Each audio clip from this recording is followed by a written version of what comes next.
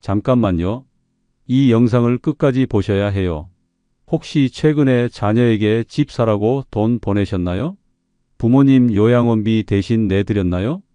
그럼 큰일 났습니다. 세무서가 벌써 여러분의 계좌를 들여다보고 있으니까요.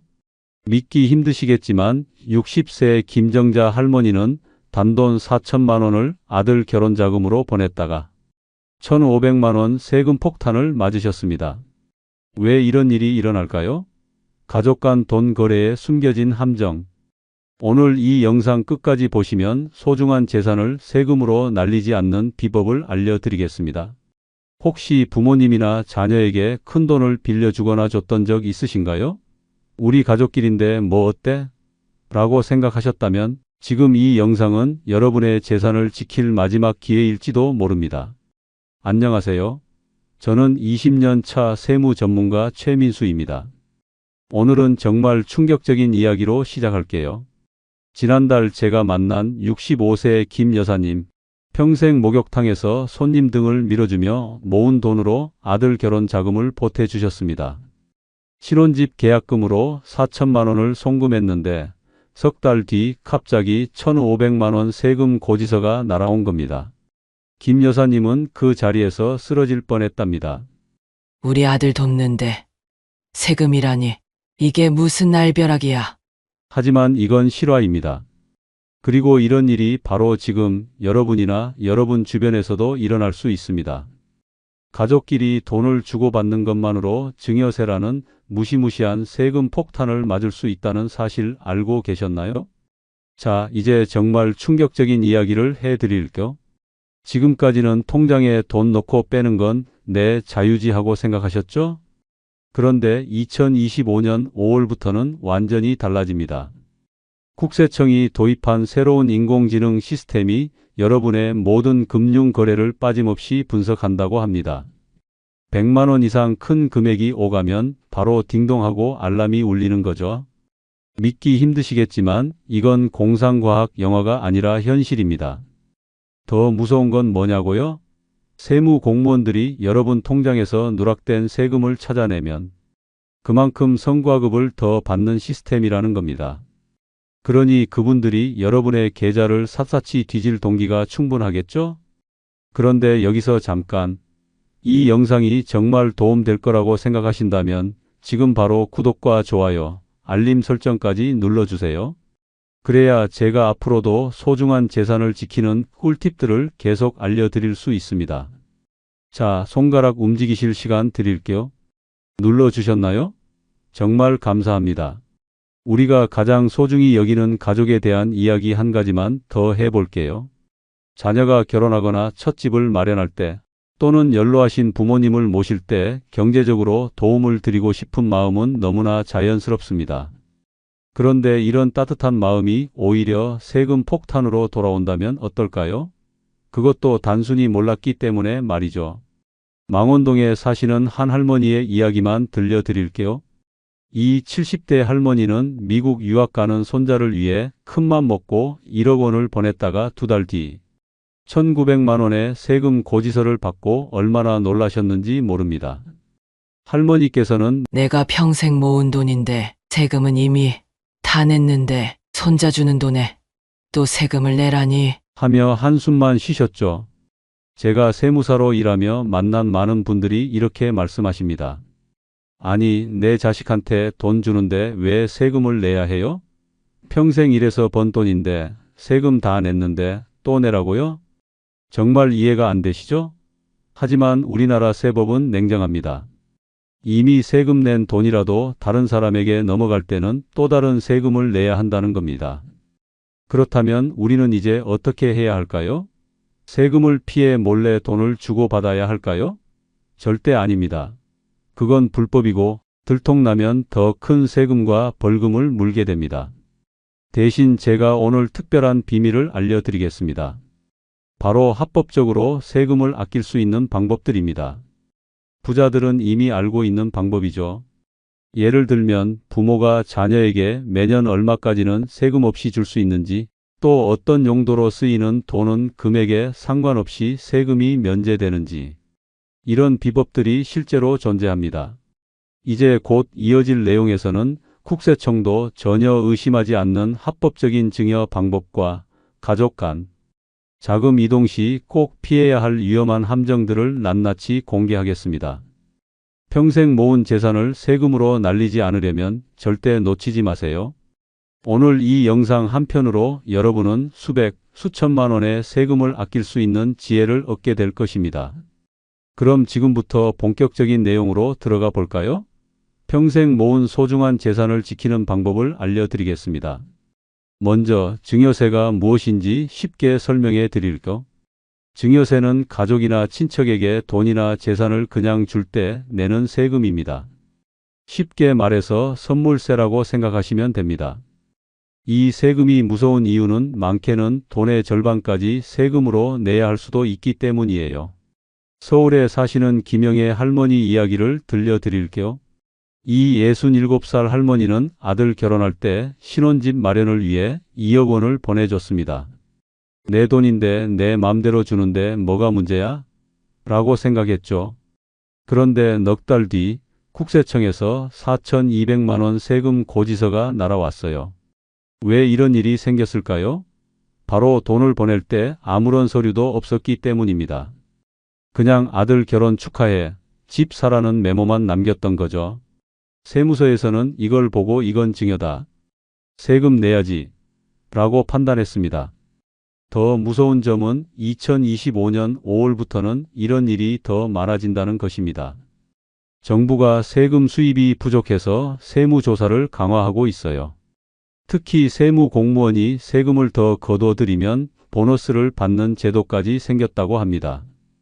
여러분의 통장은 이제 그분들의 보물찾기 놀이터가 된 셈이죠. 요즘은 인공지능이 모든 돈 거래를 다 살핀다고 합니다.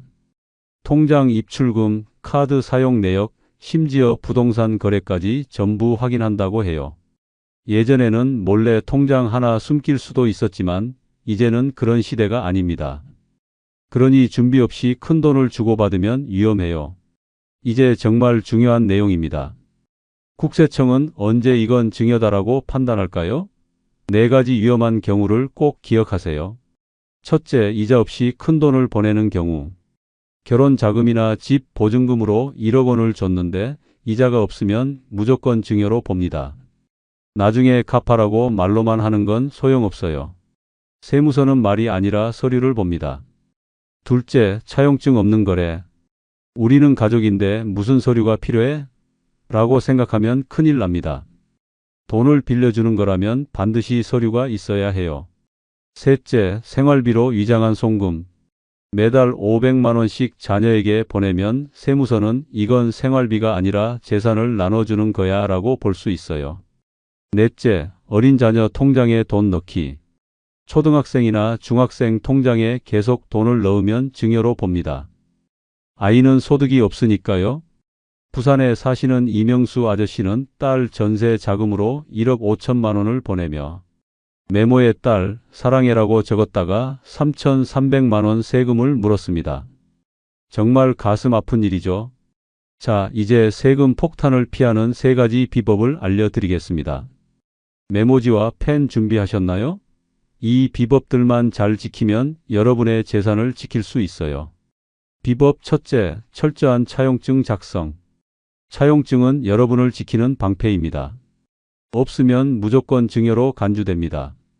작성할 때는 금액을 금 1억 원정처럼 숫자와 한글로 함께 쓰고 이자율은 최소 연 4.6%로 그리고 2025년 7월부터 매월 50만 원씩 가품처럼 상환 계획을 구체적으로 적어야 합니다.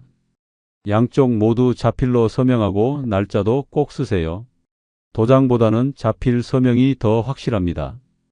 가능하면 주민센터나 은행에서 공증을 받는 것이 좋고 차용증 원본은 돈 빌려준 사람이, 복사본은 빌린 사람이 각각 보관하세요. 비법 둘째, 실제로 돈이 오가는 흐름 만들기. 차용증만으로는 부족해요. 실제로 이자와 원금을 주고받는 기록이 있어야 합니다. 이자는 매월 정기적으로 받고 송금할 때 메모에 6월 이자라고 꼭 적어야 해요. 현금으로 받지 말고 항상 계좌로 받으세요. 특히 1년 넘게 상환이 없으면 증여로 의심받을 수 있으니 조심하세요. 대구에 사시는 최수진 어머니는 아들 사업 자금으로 1억 원을 빌려줬는데요. 아들 사업이 어려워졌을 때도 매달 최소 5만 원이라도 이자를 내라고 했대요. 그 덕분에 세무조사를 무사히 통과했습니다. 비법 셋째, 증빙자료 잘 모아두기. 세무조사는 과거 5년까지 들여다봅니다. 차용증, 이체 내역, 카카오톡 대화까지 모든 자료를 잘 보관하세요. 인천의 박민철 씨는 차용증을 잃어버렸지만 카카오톡으로 주고받은 대화 내용을 캡처해둔 덕분에 세무조사를 무사히 넘겼답니다. 이제 특별 비법 하나를 더 알려드릴게요. 증여세 면제 제도를 활용하는 방법입니다. 부모가 자녀에게 1년에 5천만 원까지는 세금 없이 줄 수 있어요. 부부가 각각 주면 1억 원까지 가능합니다. 특히 중요한 건 교육비와 의료비예요. 자녀나 부모님의 교육비나 병원비를 직접 학교나 병원에 내면 금액에 상관없이 세금이 면제됩니다. 예를 들어 손자 유학학비를 학교로 직접 보내면 세금이 없지만 손자 통장으로 보내면 세금을 내야 합니다. 자녀에게 큰돈을 줄 계획이 있으신가요? 그럼 한꺼번에 주지 마시고 여러 해에 나눠서 주세요. 예를 들어 2억 원을 한 번에 주면 4천만 원 세금을 내야 하지만 4년에 걸쳐 매년 5천만 원씩 나눠주면 세금을 한 푼도 안 내도 됩니다. 이런 차이를 알고 계시면 재산을 더 많이 지킬 수 있어요. 결혼이나 이사 같은 큰 행사 때는 현금 대신 가구나 가전제품을 직접 사서 선물하는 것도 좋은 방법입니다. 이런 선물은 보통의 경우 세금이 면제되는 경우가 많답니다. 자, 오늘 배운 내용을 다시 정리해 볼까요? 증여세는 가족에게 재산을 그냥 줄 때 내는 세금인데 최대 돈의 절반까지 세금으로 낼 수도 있습니다. 이런 위험을 피하려면 세 가지만 기억하세요. 첫째, 돈 빌려줄 때는 꼭 차용증을 써야 합니다. 둘째, 진짜로 이자와 원금을 주고받아야 합니다. 셋째, 모든 증거 자료를 잘 보관해야 합니다. 그리고 교육비나 병원비는 직접 기관에 내면 세금이 없다는 것도 기억하세요. 이제 가족 간 돈 거래의 위험성과 현명한 대처법을 알게 되셨습니다. 이 지식으로 소중한 재산을 지키시길 바랍니다. 다음 시간에는 결론 부분에서 오늘 배운 내용을 총정리하고 여러분의 상황에 맞는 맞춤형 전략까지 알려드리겠습니다. 계속해서 영상과 함께 해주세요. 오늘 우리가 알아본 내용의 핵심은 바로 이것입니다. 가족 간의 돈 거래도 국세청에서는 엄격하게 살핀다는 점, 그리고 2025년 5월부터는 인공지능까지 동원해 더 철저하게 조사한다는 점, 이제 우리는 세금 폭탄을 피하기 위한 실전 전략을 알아보겠습니다. 이건 본론에서 다루지 않은 더 구체적인 실천 방법들이에요. 더 집중해서 들어주세요. 첫째, 차용증을 쓸 때는 이런 실수를 조심하세요. 많은 분들이 돈을 빌려주고 나중에 쓰자고 하다가 잊어버리는 경우가 많습니다. 절대 안 됩니다. 돈을 주는 그 자리에서 바로 작성하세요. 그리고 이자율은 최소 연 4.6%. 상환 계획은 2025년 7월부터 매월 50만 원씩처럼 구체적으로 적어야 합니다. 무엇보다 중요한 것은 공증입니다. 공증? 그게 뭐야? 어렵지 않아? 라고 생각하실 수 있지만 생각보다 아주 쉽습니다. 주민센터나 은행에서 도움을 받으실 수 있어요. 2,000원에서 5,000원 정도의 비용으로 나중에 수천만 원의 세금을 절약할 수 있다면 정말 현명한 투자 아닐까요? 둘째, 이자와 원금 상환이 실제로 이루어져야 합니다. 가장 중요한 것은 규칙적인 이자 지급이에요. 매달 정해진 날짜에 이자가 입금되도록 하세요. 송금할 때는 메모란에 6월 이자라고 꼭 명시해야 합니다. 만약 자녀가 사업이 어려워 이자를 내기 힘들다면 어떻게 해야 할까요?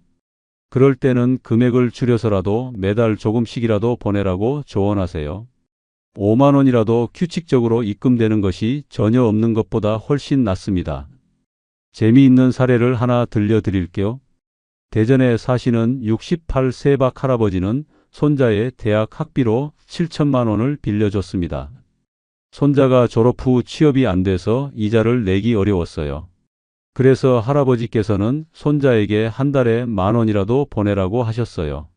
적은 금액이지만 이 규칙적인 이자 송금 덕분에 세무조사에서 이건 증여가 아니라 진짜 대출이구나라고 인정받았다고 합니다. 셋째, 증빙 자료는 디지털 시대에 맞게 관리하세요. 요즘은 종이 서류를 잃어버리는 경우가 많습니다. 스마트폰으로 차용증을 사진 찍어두고 이체 내역도 캡처해서 보관하세요. 또 스마트폰이 익숙하지 않으신 분들은 자녀에게 부탁해서 도움을 받으셔도 좋습니다. 중요한 서류는 폭사본을 여러 장 만들어 다른 장소에 보관하는 것도 좋은 방법입니다. 이제 앞서 배운 내용과 함께 활용할 수 있는 실용적인 팁을 몇 가지 더 알려드릴게요. 첫째, 증여세 신고라는 것도 알아두세요. 만약 증여를 하게 된다면 자진해서 신고하는 것이 훨씬 유리합니다. 신고 기한을 놓치면 가산세라는 추가 세금까지 물게 돼요. 증여를 받은 날로부터 석 달 이내에 신고해야 한다는 점 꼭 기억하세요. 요즘은 세무서에 직접 가지 않아도 인터넷으로도 신고할 수 있어요. 어렵게 느껴지신다면 자녀나 가까운 지인에게 도움을 청하셔도 됩니다. 둘째, 교육비와 의료비는 이건 비과세야 라고 알려드렸지만 주의할 점이 있습니다. 반드시 학교나 병원 계좌로 직접 입금해야 합니다. 자녀나 부모님 계좌로 입금했다가 그분이 다시 학교나 병원에 내면 증여로 간주될 수 있어요. 한 단계를 거치지 말고 바로 기관으로 송금하세요. 그리고 중요한 것은 증빙 서류를 꼭 보관하는 것입니다. 학비나 병원비를 납부했다는 영수증이나 확인서를 꼭 받아두세요. 나중에 세무조사가 나왔을 때 이건 증여가 아니라 교육비예요 라고 증명할 수 있는 중요한 자료가 됩니다. 셋째, 생활비 지원도 현명하게 하세요. 성인 자녀에게 매달 생활비를 보내고 계신다면 한 번에 너무 큰 금액을 보내지 마세요. 매달 100만 원 정도는 괜찮지만 매달 500만 원씩 보내면 이건 생활비가 아니라 재산 이전이야 라고 의심받을 수 있습니다. 생활비는 정기적으로 비슷한 금액을 보내는 것이 중요해요. 갑자기 평소보다 몇 배 큰 금액을 보내면 세무서에서 의심을 살 수 있습니다. 또 이체할 때 메모란에 생활비라고 명확히 적어두세요. 이런 작은 습관이 나중에 큰 도움이 됩니다. 넷째, 결혼이나 이사 같은 특별한 날 선물은 현금보다 현물이 좋습니다. 냉장고, 세탁기, 침대 같은 가구나 가전을 직접 구매해서 선물하면 통상적인 범위 내에서는 증여세가 면제되는 경우가 많아요. 하지만 너무 비싼 명품 가구는 역시 세금 대상이 될 수 있으니 적절한 선에서 선물하세요. 여기서 한 가지 팁을 더 드리자면 결혼 선물은 혼수로 인정받는 범위 내에서는 증여세가 면제됩니다. 그러니 결혼식 전이나 결혼식 날에 맞춰 선물하는 것이 좋아요. 결혼한 지 한참 지나서 선물하면 일반 증여로 볼 수 있으니 타이밍도 중요합니다. 다섯째, 배우자와 함께 증여하는 전략도 있습니다. 부부가 각각 자녀에게 1년에 5천만 원씩 증여하면 총 1억 원까지 세금 없이 줄 수 있어요. 이렇게 몇 년에 걸쳐 나눠주면 큰 돈도 세금 없이 줄 수 있습니다. 예를 들어 2억 원을 자녀에게 주고 싶다면 부부가 각각 5천만 원씩 올해 주고 내년에 또 5천만 원씩 주면 2억 원을 세금 없이 줄 수 있는 거죠. 약간 번거롭더라도 이렇게 나눠서 주면 세금을 한 푼도 내지 않을 수 있습니다. 특히 자녀의 집 마련처럼 금액이 큰 경우에는 미리 계획을 세워 몇 년에 걸쳐 준비하는 것이 현명합니다. 여섯째, 요즘 많은 분들이 궁금해하시는 부동산 증여. 이건 정말 복잡합니다. 아파트나 땅을 자녀에게 물려주실 계획이라면 반드시 전문가와 상담하세요. 부동산은 금액이 크기 때문에 세금도 크고 다양한 세금이 중복으로 부과될 수 있어요. 10만 원의 상담료가 아깝다고 생각하실 수 있지만 나중에 수천만 원의 세금을 절약할 수 있다면 정말 현명한 선택입니다. 부동산을 증여할 때는 증여세뿐만 아니라 취득세, 양도소득세 등 여러 세금이 함께 고려되어야 합니다. 게다가 부동산 가격이 오르면 나중에 자녀가 판매할 때 더 큰 세금을 낼 수도 있어요. 그래서 때로는 증여보다 상속이 유리할 수도 있습니다. 이런 복잡한 계산은 전문가의 도움이 꼭 필요해요. 마지막으로 가장 중요한 조언 하나만 더 드리고 싶습니다. 미리 계획하라는 것입니다. 자녀의 결혼이나 집 마련을 위해 큰 돈을 주실 계획이 있다면 최소한 1년 전부터 준비하세요. 갑자기 큰 돈을 주고받으면 세무서에서 가장 의심스러워합니다.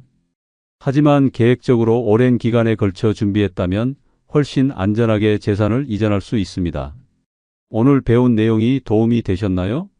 돈에 관련된 이야기라 어려우셨을 텐데 우리 모두 세금 폭탄 맞지 않고 소중한 가족에게 도움을 줄 수 있기를 바랍니다. 세금을 내지 않겠다는 게 아니라 알고 보면 합법적으로 줄일 수 있는 방법이 많다는 것을 꼭 기억하세요. 이 영상이 도움이 되셨다면 구독과 좋아요, 알림 설정 꼭 부탁드립니다. 그리고 여러분의 경험이나 영상을 보시다가 이해가 안 되시거나 궁금한 점이 있으시면 댓글로 남겨주세요. 정확하고 신속하게 답변해 드리겠습니다. 또한 주변에 비슷한 고민을 하는 분들이 계시다면 이 영상을 공유해 주세요. 많은 도움이 되실 겁니다. 영상을 보고 조금이나마 세금 때문에 고생하는 분들이 줄어들면 좋겠습니다. 여러분 모두의 가정에 건강과 행복이 가득하길 바랍니다.